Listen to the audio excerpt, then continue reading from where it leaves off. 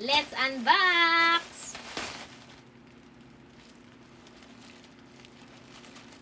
Oh my gosh. Hala, isa lang yung hiningi ko. Apat yung binigay nyo.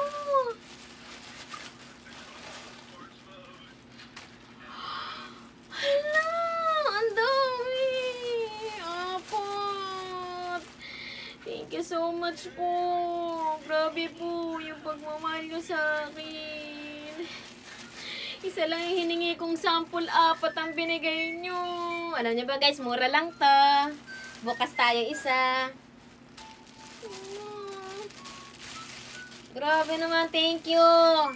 Sa may-ari nito, sa company, sa seller. Thank you so much. Para i-promote. Pero siya makita niyo yung iba't ibang kulay. Napakabait nyo naman po. Grabe naman po yun. Super bait. Wow! Grabe, ang ganda ng quality. Tapos ang mura lang nito, guys. Wow! Pwede mo siyang luwagan. Grabe. Luwagan mo. Wow! Sige pa to. Luwagan natin.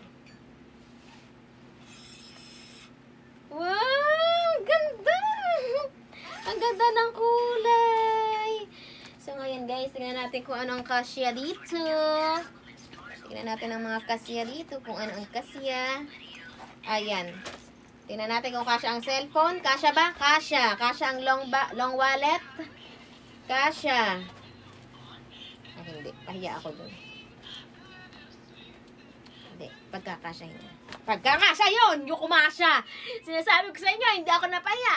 Tapos may lipstick. Oh, kasya. Oh, face powder. Kasya. Ang daming kasya, be. Gusto mo, lagay mo pa, pabango. Hala, ang daming kasya. Tapos mura lang to, guys. Wow, ito pala yung harap. Napahiya ako ng konti. Ito pala yung harap. Oh, ang ganda. Ang ganda naman ng quality ng bag nyo.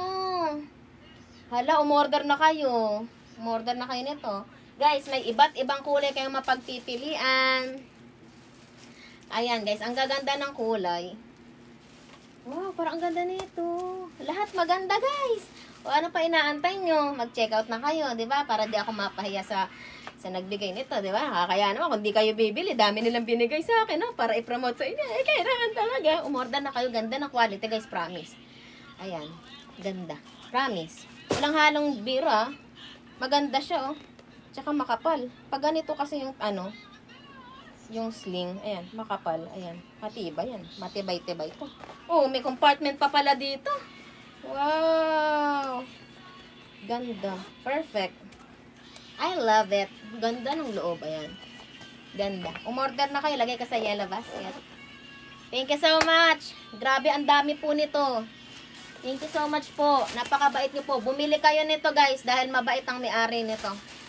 Deserve nilang magkaroon ng maraming benta. Eh!